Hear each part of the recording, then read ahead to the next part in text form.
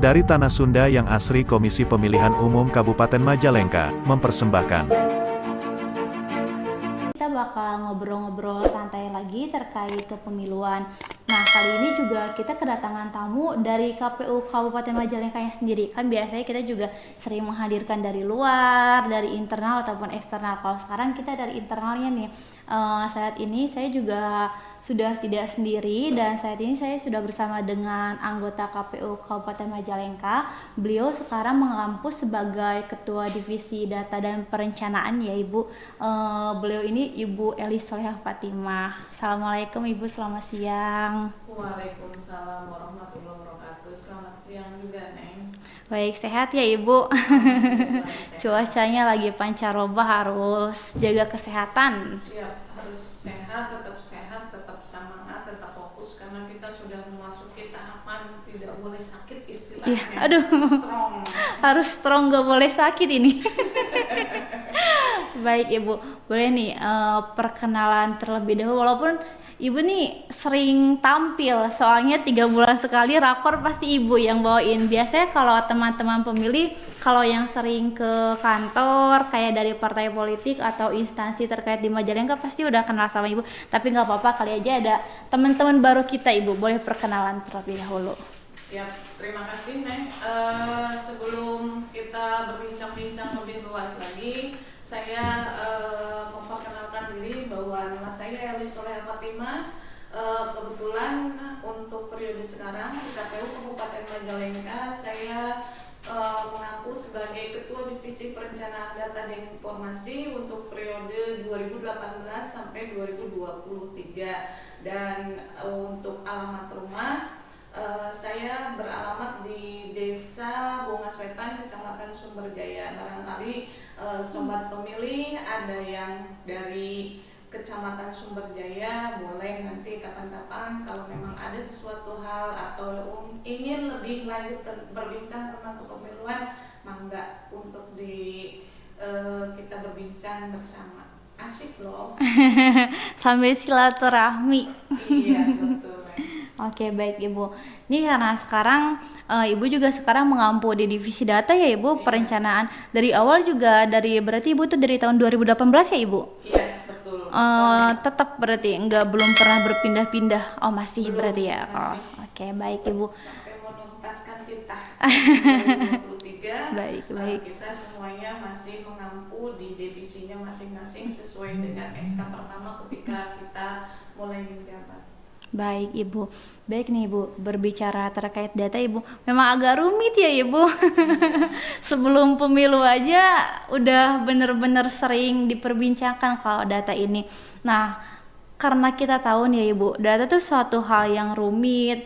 Di berita juga sebelum pemilu, jauh sebelum sekarang nih udah memasuki tahapan, seringkali juga ada rakor. Nah, pasti kan Ibu juga sering ada perbedaan antara antara capil misalnya salah satunya ataupun partai politik. Nah, untuk KPU sendiri di divisi perencanaan data dan informasi sebenarnya apa aja sih Ibu tantangan ataupun permasalahannya dalam mengolah data ini nih Ibu di KPU, apalagi sekarang udah masuk tahapan? Iya, siap. Terima kasih Neng.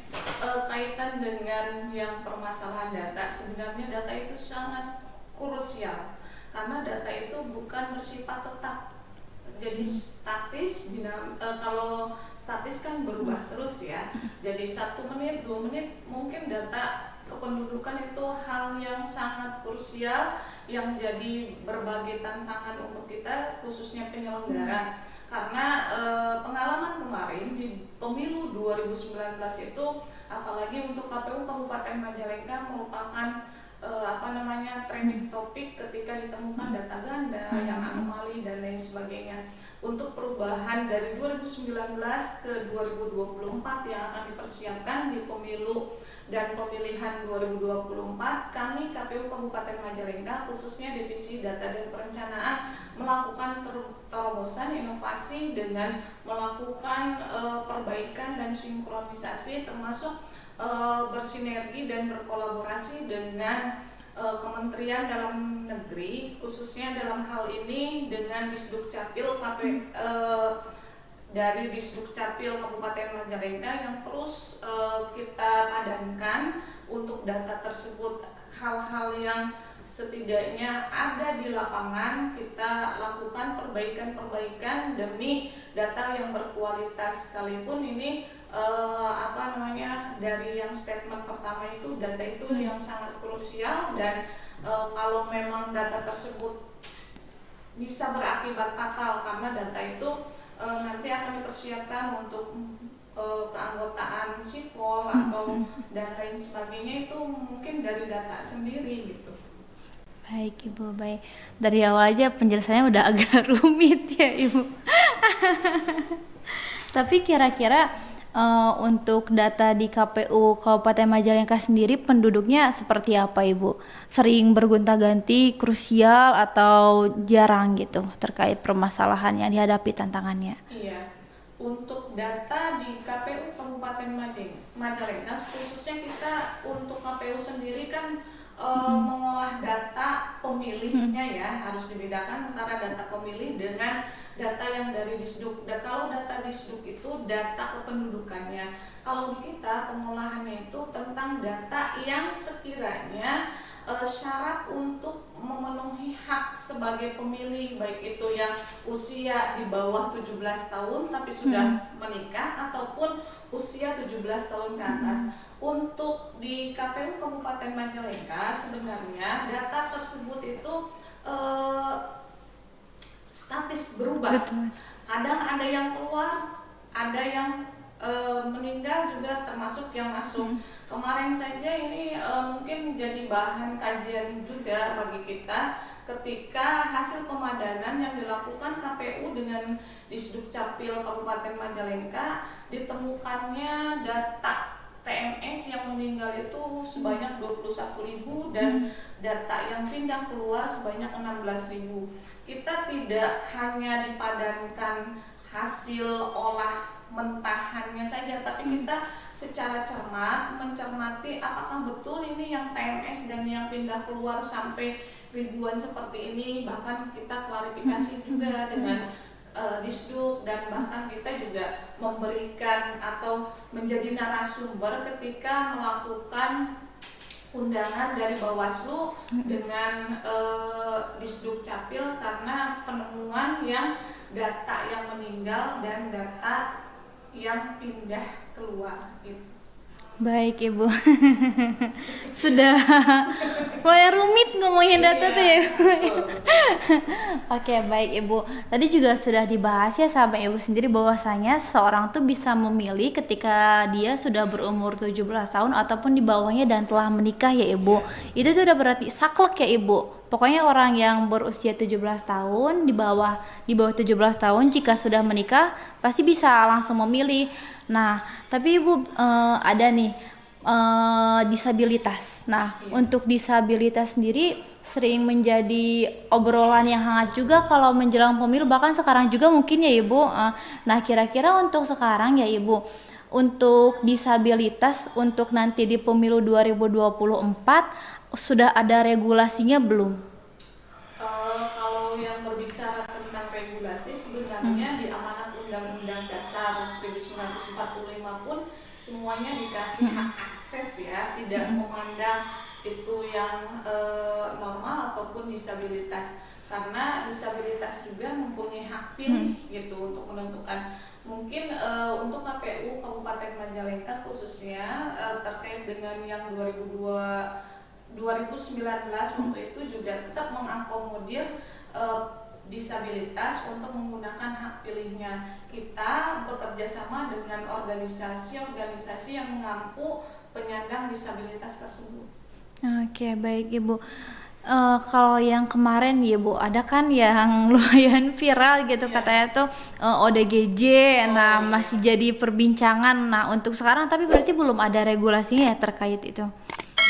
Belum ada, karena untuk tahapan sendiri, tahapan pemutahiran data dan pemutahiran data pemilih itu dimulainya insya Allah di Oktober 2002 sekarang mulainya. Jadi belum ada Juknis atau PKPU yang membahas, kaitan dengan yang ODGJ atau penyandang disabilitas yang lainnya, tapi kita mengacu pada regulasi yang pemilu 2019 karena kita akan memberikan hak akses bukan hanya untuk yang pemilih yang normal, tapi yang setidaknya yang penyandang disabilitas pun itu hak asasinya mereka harus kita kedepankan bahwa mereka mempunyai hak untuk memilih dan dipilih. Oke, baik. Oke, sudah jelas sekali Ibu. Nah, lalu Ibu, seperti yang sudah tadi jelaskan ya bahwasannya yang namanya data juga kita tuh harus mengolahnya dulu ketika sudah masuk di KPU ya, dari Dukcapil juga enggak langsung bisa memenuhi syarat, kadang ada yang TMS juga. Nah, kira-kira mungkin sekarang sudah ada aplikasi Lindungi Hakmu ya Ibu. Nah, mungkin teman-teman sendiri bisa mengakses itu seperti apa Ibu? Boleh dijelaskan biar sosialisasikan di sini. Iya, siap. Sobat pemilih, sebenarnya ini bukan hanya di KPU, tapi KPU RI sendiri sudah meluncurkan bahwa kita mempunyai aplikasi mobile hak lindungi hakmu.go.id. Itu akses yang bisa memudahkan kita untuk mengecek apakah kita sudah termasuk pemilih ataupun belum, ataupun yang mau laporkan barangkali ada untuk parpol konstituennya yang belum terdaftar bisa mendaftarkan, karena di situ di mobile-nya aplikasi Lindungi itu semuanya sudah terintegrasi ke KPU RI, hasil laporan dari KPU kabupaten kota sampai provinsi itu, bahkan kita tahu TPS mana kita nanti pemilih pun ada di aplikasi tersebut. Makanya untuk sobat pemilih kalau belum mempunyai aplikasi, coba unduh di mobilenya lewat Play Store, kemudian cek lindungi hakmu.go.id. Itu memudahkan kita, termasuk teman-teman dari penyelenggara yang lain, Bawaslu juga bisa mengecek TPS barangkali ada pemilih yang belum atau mau memasukkan pemilihnya. Itu sudah diberikan untuk aksesnya ke Bawaslu dan parpol itu sendiri, termasuk kita sebagai warga negara. Dan ini memudahkan kita karena di zaman atau di eranya globalisasi digital ini sangat penting untuk memudahkan hak akses kita untuk bisa masuk atau mengecek data yang masuk ataupun TMS kan siapa saja yang sudah meninggal atau pindah ataupun yang alih status dari TNI atau Polri. Ini bukan hanya kerja dari KPU saja, tapi ini kerja semua untuk kita untuk melakukan sosialisasi secara masif agar semuanya terakomodir yang mempunyai hak pilih gitu. Baik Ibu, jadi buat teman pemilih semuanya nanti tinggal langsung aja di-download ya aplikasi Lindungi Hakmu.go.id ya. Bisa di Play Store sama di App Store juga bisa buat seluruh pengguna HP Android ataupun Apple juga ya. Karena memang kalau sepertinya kita belum tahu nih kita sudah memenuhi syarat belum, atau ternyata kita sudah memenuhi syarat sepertinya tapi ternyata belum TMS kan, biar bisa segera dicek dan dibenarkan ya mungkin Ibu. Memang ini hak pilih itu merupakan syarat fundamental di negara demokrasi. Kalau sepertinya demokrasi itu kita tuh memang harus memilih. Tapi memang saya juga kemarin baca bahwasannya ada 4 prinsip dalam hak pilih, yaitu ada universal, umum, setara, equality, direct, langsung setara, equal, direct langsung, sama secret rahasia. Mungkin karena memang data pemilih ini merupakan suatu hal yang rahasia juga ya Bu, nggak bisa kayak kita misal ada yang minta data ke KPU terkait data pemilu, karena itu kan rahasia, kita juga nggak bisa menggembor-gemborkan. Tapi mungkin bisa boleh dijelaskan nggak Ibu terkait 4 prinsip tersebut secara ringkasnya aja untuk yang terakhir nih. Iya, kalau sesuai dengan amanat atau PKPU 6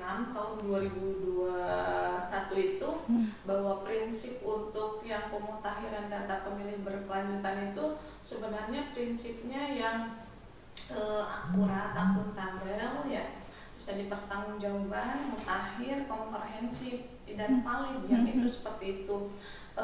Jadi ketika mengolah data untuk data pemilih terutama itu kita tadi tentang kerahasiaannya secara global berarti universal, keseluruhan mungkin penduduk yang ada di Kabupaten Majalengka mendapatkan hak akses secara umum, nanti setelah itu dimutakhirkan betul tidak ini masuk kategorinya untuk sebagai pemilih, kemudian memenuhi syarat tidak, apakah ketika kita juga menerima masukan dari Bawaslu atau stakeholder yang lain atau dari masyarakat juga kita harus memutakhirkan apakah alamatnya lengkap, NIK-nya, kakak, itu jenis kelamin, bukan hanya data mentah kemudian dilaporkan, itu juga tidak kami bisa olah seperti itu, Neng.